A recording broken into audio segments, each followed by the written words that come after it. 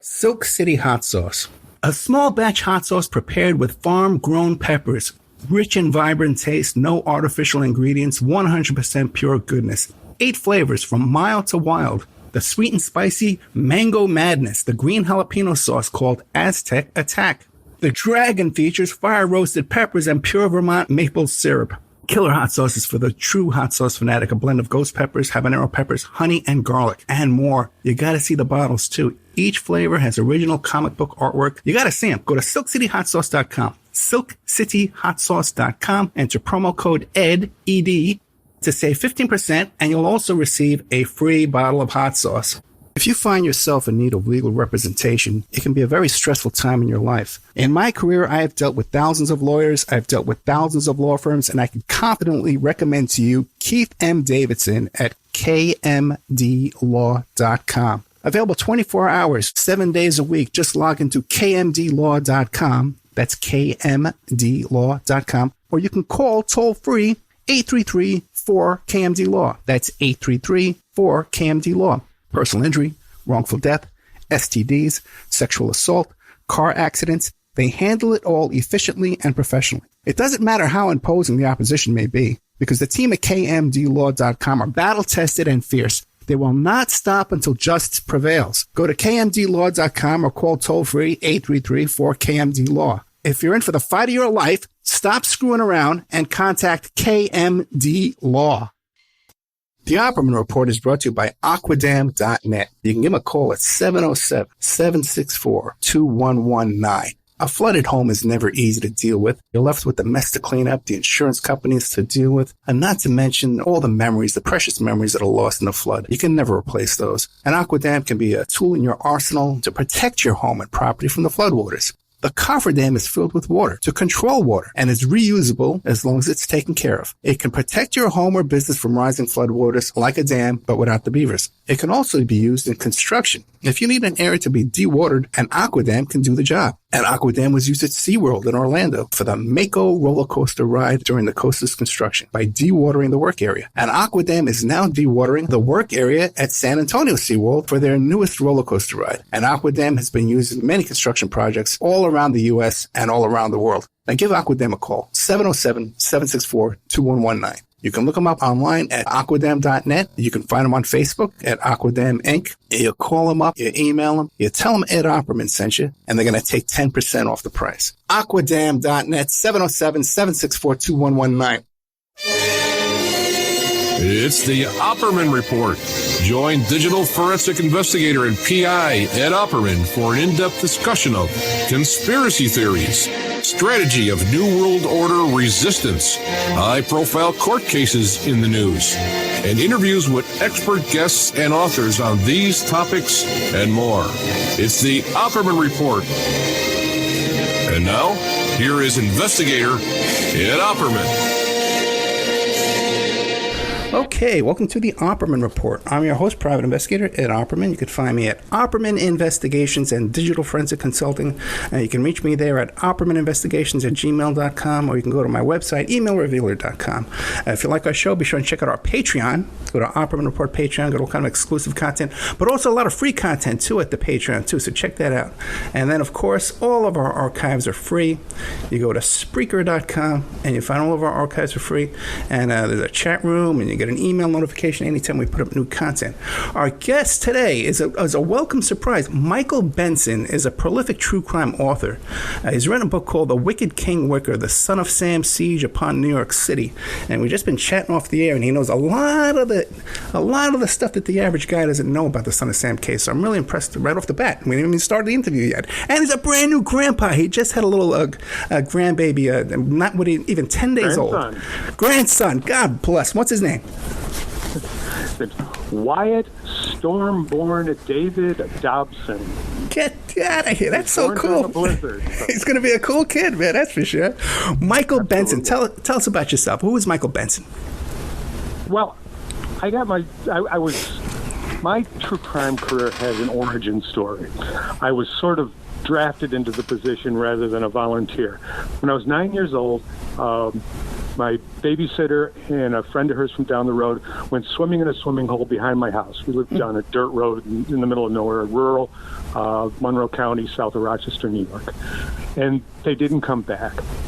And they were missing for a month and were found down the railroad tracks a ways, horribly mutilated with a knife, with a hunting knife. Real Jack the Ripper type crime scene. And the killer was never caught. So I was fascinated with crime right off the bat. And the crimes took place in June 1966, which is 666. So I was fascinated with devil worship and all that sort of stuff, not as a participant, but as the enemy, which is one of the reasons I got interested in this case. The thing about the Son of Sam case that struck me was that New York was really, really sick in 1976 for social reasons, economic reasons. It seemed like it was dying a fast death. But there were little pockets of safety on the outer edges where the rich people lived, and the kids of those rich people tended to be a little smug. They went out at night, they stayed out late because they were safe and they were in their pockets of safety. And that was where the Son of Sam attacks took place. So his message was clear that, the boogeyman's going to get you if you don't look out, which was something I'd known since I was 9 years old. By the way, I went back to my hometown as an adult after I'd written a few true crime books. I teamed up with private investigator Donald A. Tubman and the mother of one of the victims, Alice Bernhardt, and together we did a fresh investigation of those murders back in 666 and came up with a solid suspect and brought things to a pretty satisfying conclusion. And wait, now that case in 66, how old were you when that happened? I was 9. 9 years old. Wow, so that must have been a lot of hot topic among the 9-year-olds, right? I could not look out. I couldn't look out my bedroom window. Wow. For the rest of the time I lived there, because we're in the middle of nowhere, conspicuous, and there was a man with a bloody hunting knife walking around back there. So terrorizing, and so I understand terror, and terror was the Son of Sam's primary product. But real quick, which book was that you wrote about that murder in your backyard? That was The Devil at Genesee Junction. It's Genesee. Devil at Genesee like Junction. Yeah. Excellent stuff. Great. That's my pride and joy. Yeah. So then, what'd you come up with this Wicker King Wicker? This book here. Well, I've always been interested in killers who taunt. Or they're not satisfied with just killing people, but they want to rub the cops' noses in it, rub the public's nose in it. And like I said, terror is their primary commodity. And that starts with Jack the Ripper again. He wrote letters saying, ha, ha, ha, you can't catch me. BTK in Kansas did that. And probably the case that was the most influence on the Son of Sam was Zodiac. My previous book before The Wicked King Wicker is The Age of Zodiac, which is about how this whole area of Northern California there was an epidemic of serial killings. Perhaps not all by the same guy, but it became cool to be a serial killer, and the Zodiac was the king of them and wrote the codes and the letters and stuff. So anyway, that brought me to the Son of Sam. I was a student at the time of the Son of Sam attacks at Hofstra University in Hempstead, Long Island, about 7 miles from the nearest Son of Sam shooting. And I knew the kids who were terrified. I have to, in complete honesty, I wasn't around for the summer of '77 because that was my summer to travel across the country and be a hippie and discover America. So I saw but when I came back, I realized I hadn't missed much because it was a lost summer for those kids. Everybody stayed in. Girls with long dark hair had dyed their hair and cut it short. For a long time, the beauty parlor business was doing wham bang business because word was Son of Sam preferred brunettes with long hair. Yeah, I was 15 years old, living in the Bronx during that period of time, and it was a overwhelming news coverage of the Son of Sam, front page of the New York Post every single day. And then when the letters started coming out, like you mentioned before, just consumed the news cycle. I just said now was a good time to write the book because I was never completely satisfied with the books that existed, with the exception of Maury Terry's book. But Jimmy Breslin and Dick Schaap wrote a horrible book, which they seemed to blame the victims. The scent of lust was drawing the killer. Well, I'm pretty sure that it was the vulnerability of the victims that drew the killer, not their scent. And Spike Lee's movie somehow missed the mark. I wasn't satisfied with that. Although it was fun to see the location shooting. I said, oh, there's the pier at the DA Club. I partied on that pier. Well, let me ask you this, Michael. Because Maury Terry's book's been out of prison, Maury Terry's book's been out of print for so long. It was a good time to release my take on the case. Now, the average person listening to the show, just driving in their car, Florida, something like that, they listen to the show on the radio, they're going to say, what's Michael Benson talking about? Wasn't that thing, his dog told him to do it, or something, he was a lone nut, and he had that smirk on his face, and that's all they know about the case, because like you said, the Spike Lee movie omits all the stuff in the Maury Terry research, which is spot on. So why don't you tell us what conclusions are in this case? Well, I absolutely believe that this was a case of a bunch of creepy kids who wanted to do nasty things, and that they may have done ceremonies and things like belong to an organization, and they were passing around a .44 Bulldog and took turns shooting kids in cars or whatever with it. And when one of them was caught, he became the fall guy, and that was David Berkowitz. And Berkowitz put a lot of work into establishing an insanity defense. He said that his neighbor's dog was giving him orders, and that's the thing that the public remembers. But in the long run, it turned out to be malingering, because he certainly had a personality disorder. He was sociopathic, psychopathic, something like that, but he wasn't schizophrenic. And at the last minute, he probably decided that he was safer in prison than out of prison, so he dropped the insanity defense, pleaded guilty, had no trouble convincing doctors that he was capable of participating in his own defense, pleaded guilty, and was sentenced to prison for life without parole. Now, as it turns out, he wasn't completely safe in prison, because he took 53 stitches worth of a razor cut across the neck once. But he survived, and he's still alive, which he probably would not have been if he had tried to return to the Bronx. And the stabbing, the razor stabbing to the neck, was there any kind of a resolution to that? Do we know who did that, or the motive? I don't think he has ever divulged. He was a fellow who knew how to keep his mouth shut, and he certainly didn't admit to having compatriots in the Son of Sam killings until after the two he knew best were dead. Which is John Carr and Michael Carr. Yeah. Yeah.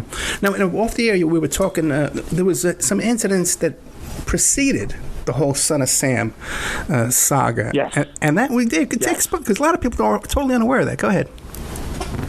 Well, starting in February of 1975, which is the year before the Son of Sam attacks, there began a series of crimes in upscale Westchester County, immediately north of New York City, north of the Bronx, on the east bank of the Hudson River.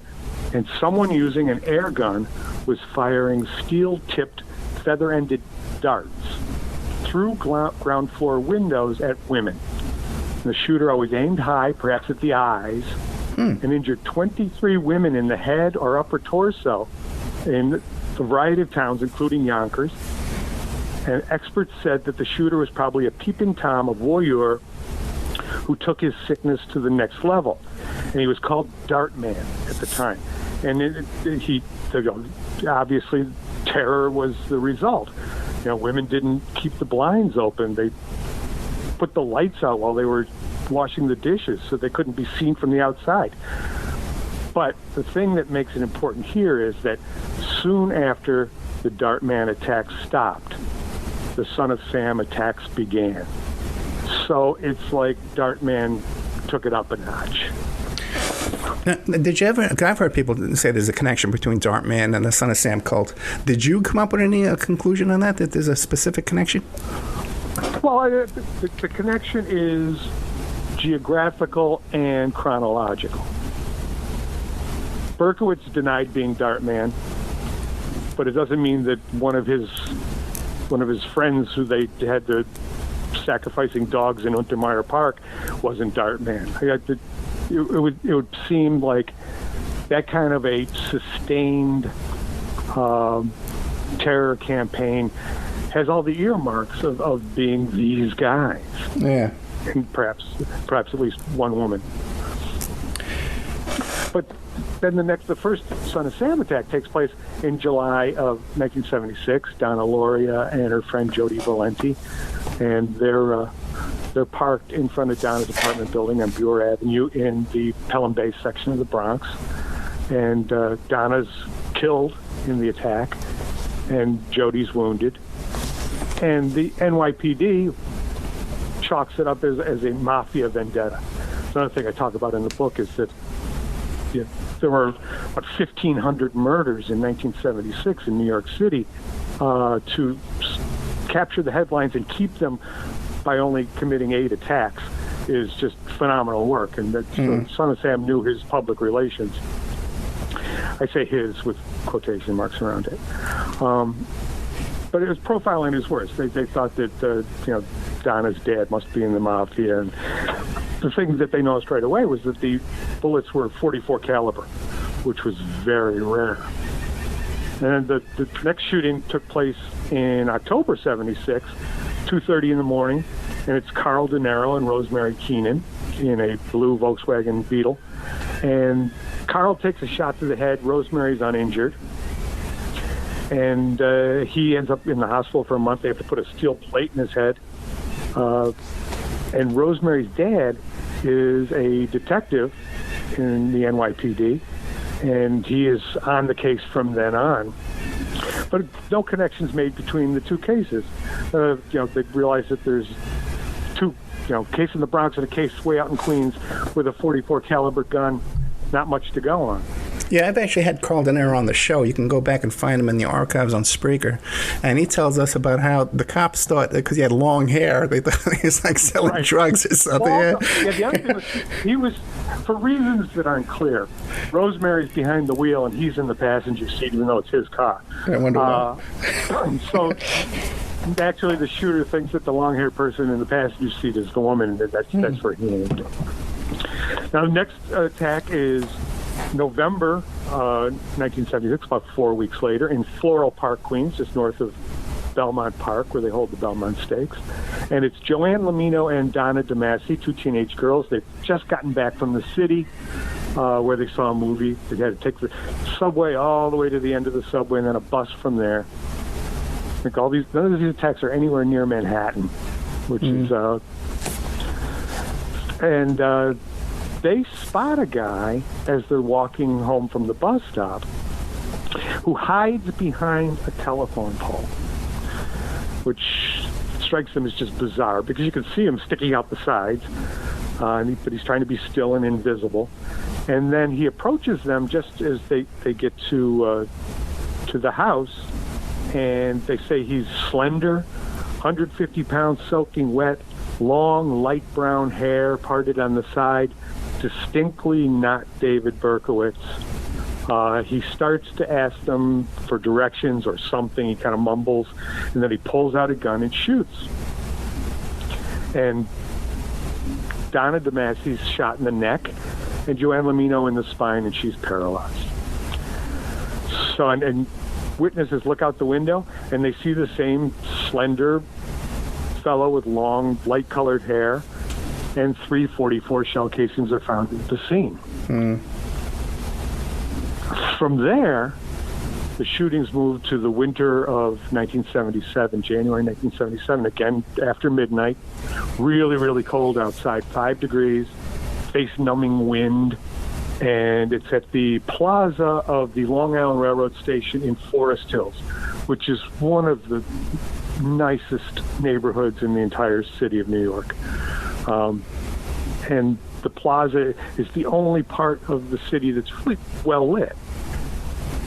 And sitting in a car is Wall Street Secretary Christine Freund and her 30-year-old boyfriend of 7 years, John Deal, the oldest of the victims.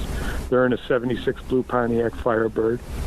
And the shooter, again, approaches, shoots Christine and kills her instantly. And John is uninjured. And there's this horrible scene where he's running around Forest Hills trying to get somebody to help him. And there are people standing fairly close to the shooting scene, staring, and they just turn around and walk slowly away, which New Yorkers construed as the heartless city. I'm thinking this is a pack of creepy kids, one of whom's shooting, and the others are watching and kind of getting their rocks off this way. If you pardon the expression. Yeah. And it's at that point, the police realize that there's a series of crimes going on here, and not only are these 44 caliber bullets, but the weapon in question is a Charter Arms Bulldog 44, a fact that's not immediately released to the public. Now, the next crime happens March 8th, 1977, and it's about 100 yards away from the Christine Freund murder scene. Just through the plaza, take a right onto Dartmouth Street, and there you are. That's where it happened. And the victim was Virginia Voskerichian, who's a student, beautiful girl, carrying her books home from school. She's going to college, Columbia, and she's on her way home. And she has to walk right by the scene, the Christine Freund murder scene, on her way home. But it's, a few weeks later, she stopped thinking about it that much. And a very small person approaches her from the front, pulls out a gun, and she has time to pull her books up over her face. And the shooter presses the gun against the books and fires. And the bullet goes through the books, through Virginia, and lodges near her spine, again killing her instantly. She falls down on the sidewalk with her head kind of angled awkwardly against some shrubs. And it's at this point that police realize that they're going to have to tell the public that something's going on. Also at that crime scene, two distinctly different suspects are seen fleeing the scene. One, who may have been a woman, gender certainly uncertain, is described as a teenager, 16 to 18 years old. And the other one is a much larger white male with black hair combed straight back. Now that night, the next night, Mayor Abraham Beam and Police Commissioner Michael Codd hold a press conference, and they announce that there's a killer out there who uses a Bulldog 44 weapon. He's shooting kids in cars, shooting kids on the street, and he prefers women with long brown hair. And that's when the beauty parlors start doing tremendous business. Is that when we first started seeing the yellow VW bug? The yellow VW, there are two yellow cars. There's a yellow Nova and a yellow VW, which may or may not be the same car. Eyewitnesses are like that, because they both were seen driving off with their lights off. But one is leaving the Bayside shooting and one's leaving the Bath Beach and Brooklyn shooting, which is what comes up very soon. Now, the Bulldog 44, police figure this is going to be a quick end to this case, because it's not a popular weapon. They're very rare. They were designed for a specific purpose. Back in those days, skyjackings were a problem. People were hijacking planes and having them fly to Cuba. So they designed the Bulldog 44 to put a big hole in a skyjacker, but not a hole in the fuselage of the airplane. So it loses muzzle velocity very, very quickly. And it's wildly inaccurate at anything beyond 10 feet.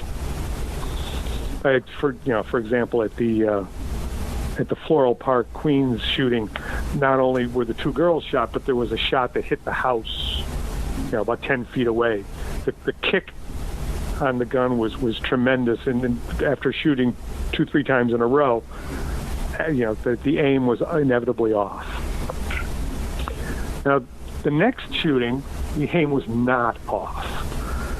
This was Valentina Suriani and Alexander Esau on the Hutchinson River Parkway in the Bronx. And again, the killer has returned to a neighborhood where he's killed before. This is about a block and a half away from where Donna Loria and Jody Valenti were shot the previous summer. And these two kids are out on a date. They're parked, and we know very little about what happened because they're both killed instantly. 4 shots are fired, and all of them would have been fatal. An indication this may not be the same shooter as before, or else he or she has gotten their act together, because now there's great accuracy. And because both kids are killed, there's no eyewitness report. But the thing that's interesting is that when police open up the car door, an envelope falls out onto the street, and it's a letter addressed to Captain Joseph Borelli, in which the killer has written, "I'm deeply hurt by your calling me a Wemon hater." Wemon, W-E-M-O-N, spelled to rhyme with demon. So I am not, but I am a monster. I am the son of Sam. I am a little brat. It goes on and on. Yours in murder, Mr. Monster. He calls himself by a number of different names, Beelzebub, the chubby behemoth, but Son of Sam is the one that sticks. And a couple of days later, Jimmy Breslin, columnist for the New York Daily News, receives a letter from the Son of Sam. And let me just read the beginning of this, because if it had taken out of context, you could pass this off as a poem by Allen Ginsberg. You could pass this off as lyrics that might have been written by Bob Dylan. There's literary quality to it. And it starts, "Hello from the gutters of NYC, which are filled with dog manure, vomit, stale wine, urine and blood. Hello from the sewers of NYC, which swallow up these delicacies when they are washed away by the sweeper trucks. Hello from the cracks in the sidewalks of NYC, and from the ants that dwell in these cracks and feed in the dried blood of the dead that has settled into the cracks." Holy cow. Then he goes on, and it's signed by, yours from the gutter, Sam's Creation, 44. Here are some names to help you along. The Duke of Death, the Wicked King Wicker, the 22 Disciples of Hell, John Wheaties, rapist and suffocator of young girls. And on the back of the envelope, there's like a haiku-like message, blood and family, darkness and death, absolute depravity. Well, that's it. The newspapers print that, and Son of Sam is a global story. Not only is he a killer, he's a writer. And his object is to terrify everyone, and boy, is he in quotation marks, good at it. Well, let me ask you this. You mentioned earlier at one of the crime scenes that there was a bunch of you believe participants were there to witness it and get their rocks off and then drift away. Later on, we heard of speculation that they were filming some of these incidents, that there were snuff films. And it was even connected to Roy Radin was involved with these snuff films. And then the films were circulated amongst some kind of celebrities, Mapplethorpe, Patti Smith, and that later on that people were sent to retrieve these snuff films. Have you heard those stories? I have heard those stories. I have a hard time believing that Patti Smith ever was involved in purchasing a snuff film. She radiates niceness and goodness, and Mapplethorpe, maybe. He certainly had a little bit of devil in him. Yeah. By the way, did you see that film that just came? Did you see the film that just came out about Mapplethorpe? I did not. Track it down, my friend. Look it up. There's a lot of clues in there. There's a lot of clues in there. If you know what you're looking for, there's a lot of stuff in there, right? I know about the Jesus in the urine. And that kind of stuff. So anyway, the next, by this time. No, but what about the snuff films? Do you believe that they were taking? Do you believe they were filming snuff films? Well, okay, didn't for years. Okay. Because I always envisioned a snuff film as having the victim as the center of attention. Gotcha. And if you had, in other words, I always envisioned someone tied to a bed, Black Dahlia type situation. But this, of course, was a snuff film of a different sort. This showed a Son of Sam killing, which would have been of tremendous interest and, of course, completely blackmail material to whoever the shooter was. So true. But the fact that Stacy Moskowitz and Robert Violante were inside the car, and if you're shooting from a van parked nearby, you're really not going to see anything. And plus, it was at night too. They didn't have the kind of equipment we have today. Right. Yeah. Right. So I had my doubts, but I certainly believe that the creepiest of all people in the world find each other. Yeah. And they set up networks, and they form clubs. So it's not that I'm naive, and I don't think that's possible from an evil point of view. It just seems to me like that wouldn't be a good film. But This is a good time. It's not real, and certainly if it existed, it would be worth a lot of money. This is a good time to take a commercial break. We are with Michael Benson. We're talking about The Wicked King Wicker, The Son of Sam, Siege Upon New York City. And I do recommend this book, especially to our listeners who are fascinated with this topic. The Wicked King Wicker, The Son of Sam, Siege Upon New York City. You can find it on Amazon.com. And the author is Michael Benson. We'll be right back with more of Michael Benson after these messages. And now a word from our sponsors. If you find yourself in need of legal representation, it can be a very stressful time in your life. In my career, I have dealt with thousands of lawyers, I've dealt with thousands of law firms, and I can confidently recommend to you Keith M. Davidson at kmdlaw.com. Available 24 hours, 7 days a week. Just log into kmdlaw.com. That's kmdlaw.com. Or you can call toll-free 833-4KMD-LAW. That's 833-4KMD-LAW.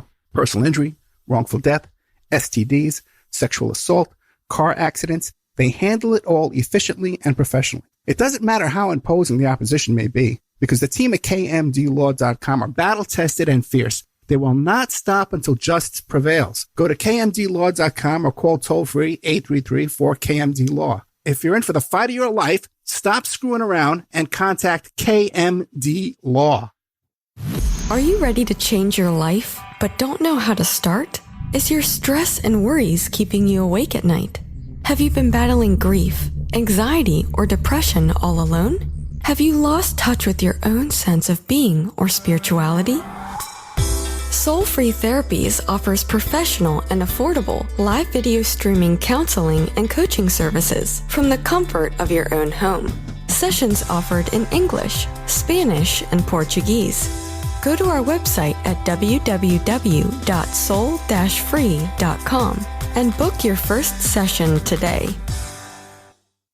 The Opperman Report is brought to you by Aquadam.net. You can give them a call at 707-764-2119. A flooded home is never easy to deal with. You're left with the mess to clean up, the insurance companies to deal with, and not to mention all the memories, the precious memories that are lost in the flood. You can never replace those. And Aquadam can be a tool in your arsenal to protect your home and property from the floodwaters. The cofferdam is filled with water to control water and is reusable as long as it's taken care of. It can protect your home or business from rising floodwaters like a dam, but without the beavers. It can also be used in construction. If you need an area to be dewatered, an Aquadam can do the job. An Aquadam was used at SeaWorld in Orlando for the Mako roller coaster ride during the coaster's construction by dewatering the work area. An Aquadam is now dewatering the work area at San Antonio SeaWorld for their newest roller coaster ride. An Aquadam has been used in many construction projects all around the U.S. and all around the world. Now give Aquadam a call, 707-764-2119. You can look them up online at aquadam.net. You can find them on Facebook at Aquadam Inc. You call them up, you email them, you tell them Ed Opperman sent you, and they're going to take 10% off the price. Aquadam.net, 707-764-2119.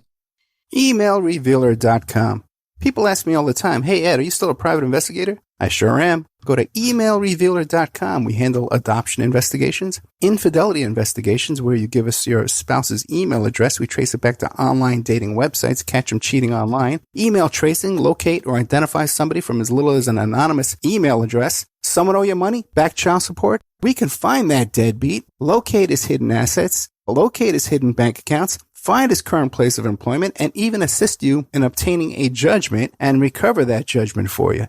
Emailrevealer.com, digital forensics, computer forensics, cell phone forensics, recover deleted text messages, create a report that you can use in court. Emailrevealer.com, 800-572-9762.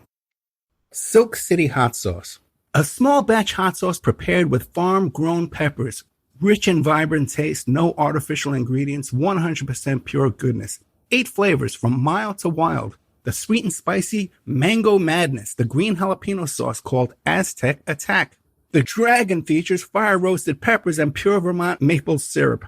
Killer hot sauces for the true hot sauce fanatic, a blend of ghost peppers, habanero peppers, honey, and garlic, and more. You gotta see the bottles too. Each flavor has original comic book artwork. You gotta see them. Go to silkcityhotsauce.com. silkcityhotsauce.com. Enter promo code ED, ED, to save 15%, and you'll also receive a free bottle of hot sauce. It's the Opperman Report.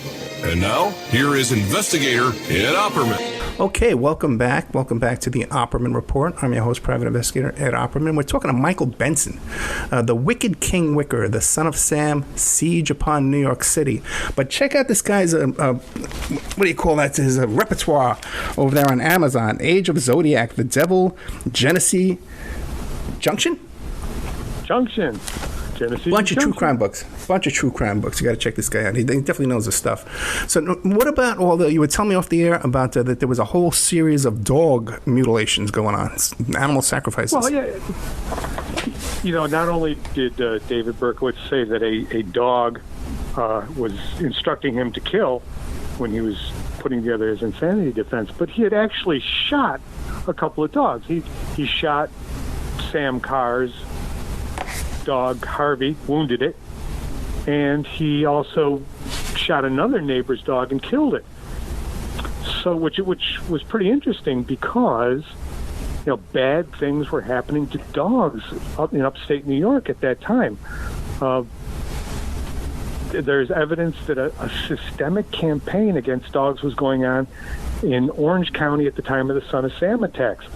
Around Walden, New York area, 85 skinned German Shepherds and Dobermans were discovered between October 1976 and October 1977.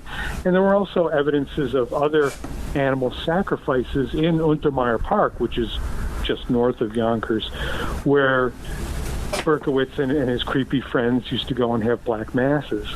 You could go there and see upside-down crosses and pentagrams and the usual Satan-worshipping stuff. But even the history of Untermeyer Park itself, all those stones from that park were brought in from England. Like Untermeyer Park's not an innocent location. It's pretty much all kind of Saturn worship architecture, all kinds of fascinating stuff going on at Untermeyer Park. So, it's kind of amazing. I guess, Abe Beam, the mayor of New York, was running for re-election, and the police were just fatigued beyond belief by the Son of Sam case that they didn't really pursue the conspiracy angle. We've got our guy. He says he did it alone. It's very much like, the Dallas police after President Kennedy was shot. Yeah. Let me eat my soup. And this, despite the fact, there's a witness at the Mamaroneck Animal Hospital who says that the day before Berkowitz was arrested, he and a blonde fellow come in wearing matching hats that say Napa on them, which could be either a place in California where Zodiac worked, or it could be an auto repair place. But they came in and they wanted to adopt a German Shepherd. No, don't let these guys have a German Shepherd. They're not going to be nice. And that Berkowitz didn't say anything. He just petted the dog the whole time they were there. And the other guy did all the talking. And when they found out that there was going to be a little bit of a background check before they were allowed to take a dog home, they said never mind and left. So, holy cow! Berkowitz is not a guy acting alone. But I guess you have to be a little sympathetic to, these poor policemen who, I know that Detective Joe Coffey didn't sleep the entire year. His eyes were sunken deep into his head by the time it was over.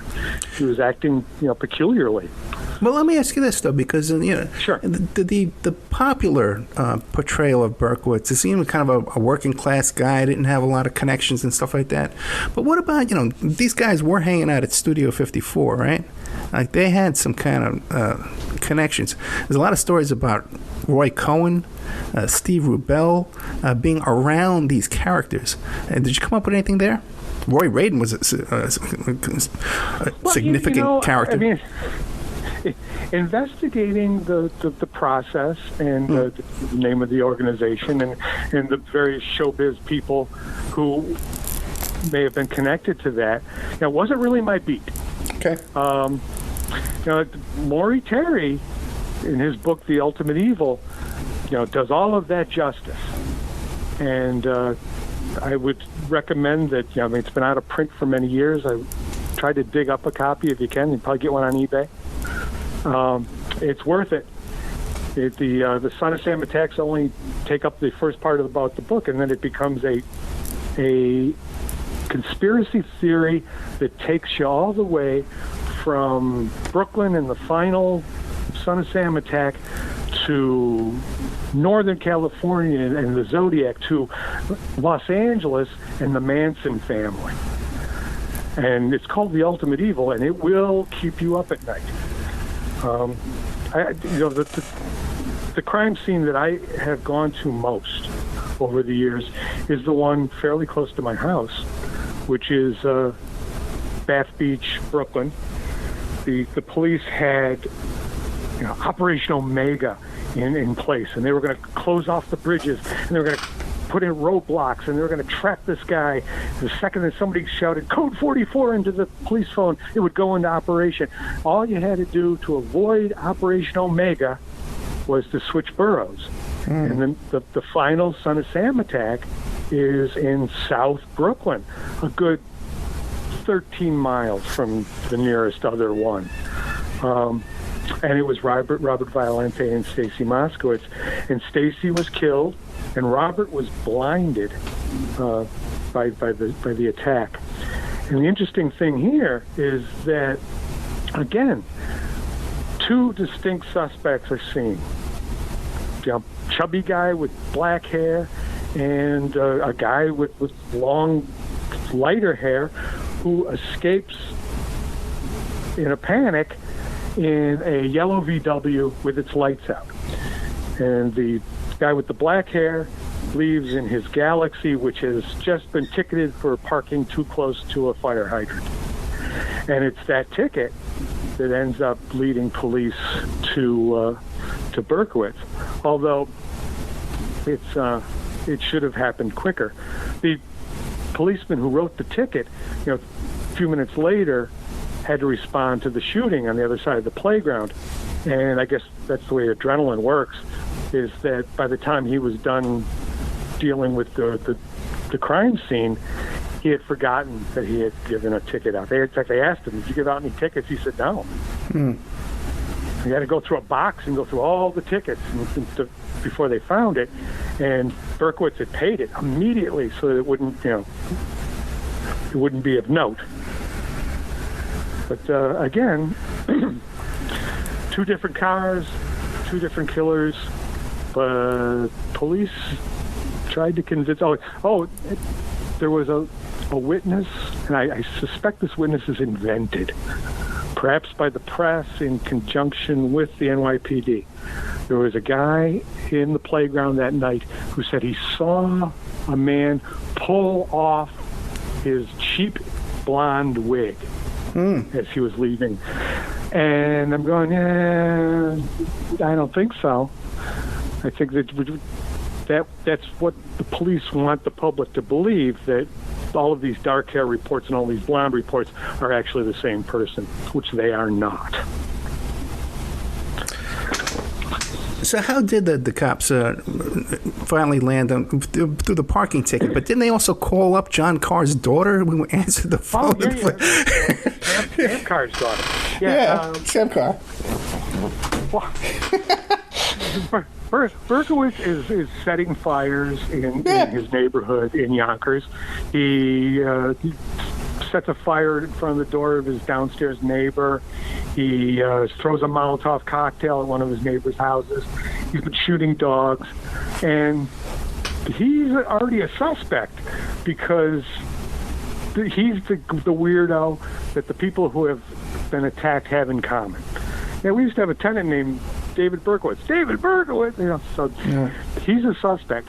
And Sam Carr has had his dog shot, and his daughter, Wheat, is the dispatcher for the Yonkers Police Department. So the cop who finally finds the parking ticket calls up Yonkers Police, and Wheat Carr answers the phone. And he says, we're interested in the guy in conjunction with the Son of Sam shootings, perhaps a witness named David Berkowitz. She goes, that's the guy that shot our dog. And she says, and he shot it with a .44 too, which turned out not to be true. So, Wheat Carr was interested in Berkowitz as a suspect in the Son of Sam. And her father, Sam, was the Sam in Son of Sam, and her brothers were actual sons of Sam. And her brother, Michael, belonged to a coven of witches, the 22 disciples of Satan. And he was the first one Berkowitz met, and they went together to a coven meeting. And that was how Berkowitz was brought into the fold and turned into one of the shooters in the Son of Sam operation and convinced to be the fall guy. Because, bad things are going to happen to your loved ones if you don't take the heat on this for us. And if you mention our names, of course you did. Yeah, I believe there was a VW associated with that family, too. A yellow VW. Yeah. And also a piece of property that has stayed within the family has not been sold to outsiders since this event. Really? Yeah. If you look at the Son of Sam letters, you find all sorts of clues. Yeah. The gutters are the nickname in the neighborhood for the old aqueduct where they used to pump the water into the Bronx from the reservoir. And John Wheaties is John Carr, although it's really bizarre to have a nickname that's based on your sister's actual name. Yeah. I've never heard an adequate explanation for that. But after the arrest of Berkowitz, there's no other arrest, right? No. Were there any other crimes? And to this very day, well, because the police confiscated the Bulldog 44, it's difficult to say if there were other crimes. Certainly, there were creepy murders in New York after that, and in the years that followed. But without the ballistics, no way to connect them, or a new letter saying, "Hey, it's still us. We're out here." But yeah, some really horrible murders took place. Any that you've connected to this group? Well, as I said, not my beat, but there was a pair of murders in 1979 of Carol Marin and Howard Green. And they were apparently into some do as thou wilt type activities. It would be Anton LaVey, the writer of the Satanic Bible's motto. Yeah, their eyeballs were blown out, the tips of their ears were cut off, almost all of their blood had been drained through approximately 30 puncture marks made in identical places on the two bodies. Wow. So, yeah, obviously some sort of ceremony was involved there, some sort of ritual. Perhaps after the 85 German Shepherds, they wanted to move on to bigger and better things. And it's kind of interesting, too, that some of these people directly associated with these characters now run one of the largest animal rescues on the planet. Yeah, but I guess and by the way, and I had their son on the show too, Greg Jarrett. I've had him on the phone on the show, who lived over there, helped them build those kennels over there in Utah, and the whole thing. Real quick though, what do you make of the condition of Berkowitz's apartment? Some people say that was all staged. Well, yeah, apparently, and yet and this is his revising history. But Berkowitz says that he had a perfectly normal apartment. Probably wasn't the cleanest in the world, but it had things on the walls and it had furniture. And he spent the week before he was arrested getting rid of all that stuff and writing on the walls so that when they eventually did catch him and come into his apartment, it would look like a place where a madman lived. So it's really hard when you're dealing with a guy who is sick at pretending to be sicker to tell where the madness ends and the malingering begins. But yeah, I mean, I believe that he upped the ante on his own weirdness when he knew the jig was up. Let me ask you this. I've talked to a lot of people around this case, the victims, witnesses, all kinds of stuff, right? I don't know one family member, one witness, one victim that believes the official story. Have you run into anybody? No. Nobody, fact, right? I've talked with a lot of policemen, retired now, who were around at that time, and they always thought that this was a case of, they thought there were kids in the Bronx. They didn't realize it was Yonkers, but it was a bunch of creepy kids passing around the same gun. There was just, when you have multiple eyewitnesses are notoriously faulty, but if you have multiple witnesses who all see the same thing, that's what happened. And there's more than one person shooting out there. It makes you wonder because there's been so many TV movies made about this, and even film, Spike Lee, and not one of them. And recently we have a couple coming out. There's going to be one coming out for the gentleman who made Cropsey, on Netflix. I'm really eager to see that. That's going to be great. Well, yeah, supposedly he got all of Moritari's material, and he has all my material, so at least that should be good. I can trust that. What about Eitan Pates? You make any connection between Eitan Pates and the Son of Sam cult? Well, I once got far enough inside in the Eitan Pates case that I was told that he was alive and in Connecticut. And it may have been just a story to get rid of me, but nothing that connected those two. That there's probably a separate branch dealing with pedophilia type crimes. I'm not sure that's what we're dealing with here.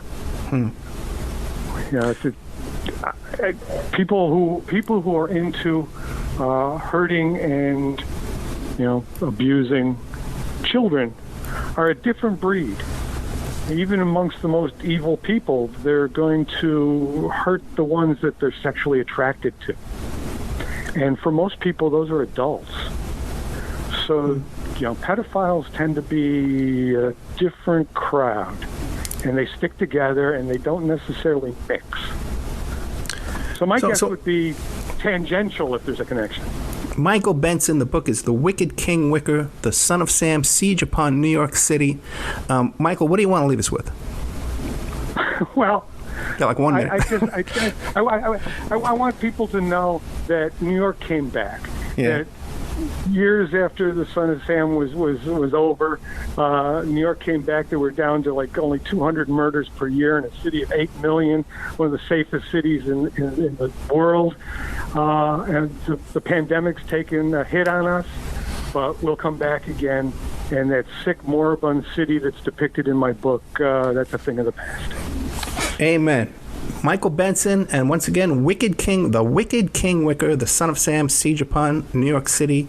Check out Michael Benson on Amazon. He's got about 20 books up there, all true crime stuff. Thank you so much, Mr. Benson. Thanks, Ed. I appreciate it. Good night. And now a word from our sponsors. The Opperman Report is brought to you by Aquadam.net. You can give them a call at 707-764-2119.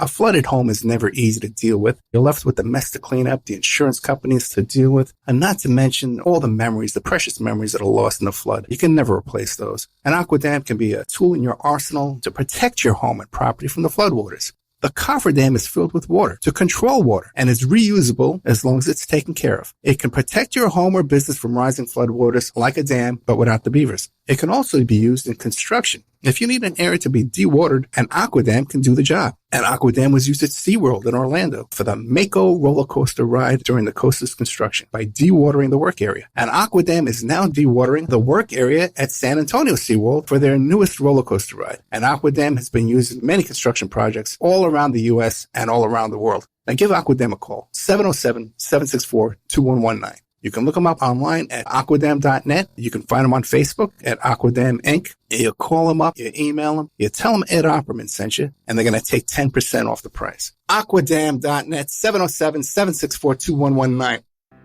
Are you ready to change your life, but don't know how to start? Is your stress and worries keeping you awake at night? Have you been battling grief, anxiety, or depression all alone? Have you lost touch with your own sense of being or spirituality? Soul Free Therapies offers professional and affordable live video streaming counseling and coaching services from the comfort of your own home. Sessions offered in English, Spanish, and Portuguese. Go to our website at www.soul-free.com and book your first session today.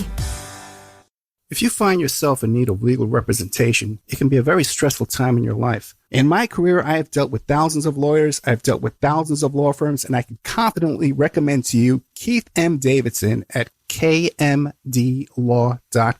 Available 24 hours, 7 days a week. Just log into kmdlaw.com. That's kmdlaw.com. Or you can call toll-free 833-4KMD-LAW. That's 833-4KMD-LAW. Personal injury, wrongful death, STDs, sexual assault, car accidents. They handle it all efficiently and professionally. It doesn't matter how imposing the opposition may be, because the team at kmdlaw.com are battle-tested and fierce. They will not stop until justice prevails. Go to kmdlaw.com or call toll-free 833-4KMD-LAW. If you're in for the fight of your life, stop screwing around and contact KMD Law. Silk City Hot Sauce. A small batch hot sauce prepared with farm-grown peppers. Rich and vibrant taste, no artificial ingredients, 100% pure goodness. 8 flavors from mild to wild. The sweet and spicy Mango Madness, the green jalapeno sauce called Aztec Attack. The Dragon features fire-roasted peppers and pure Vermont maple syrup. Killer hot sauce is for the true hot sauce fanatic, a blend of ghost peppers, habanero peppers, honey, and garlic, and more. You gotta see the bottles, too. Each flavor has original comic book artwork. You gotta see them. Go to silkcityhotsauce.com. silkcityhotsauce.com. Enter promo code ED, ED, to save 15%, and you'll also receive a free bottle of hot sauce. OppermanReport.com. Hey, do you like what you're hearing? Do you like the work that you see us doing here at Opperman Report? You can support that work by becoming a member at OppermanReport.com. And as you have access to over 200 exclusive shows and interviews that you can't find on YouTube or Spreaker or iHeart or iTunes or KYAH. You can't find them anywhere else online, exclusive to our member sections, to our members. Also, too, there's images, videos, documents, court docs. And don't forget, you can hear your ad played here on the Opperman Report, reach hundreds and hundreds of thousands of people on a daily basis, because the show is repeated every day all over the world. Contact me at oppermanreport@gmail.com and I'll give you a good deal on advertising rates.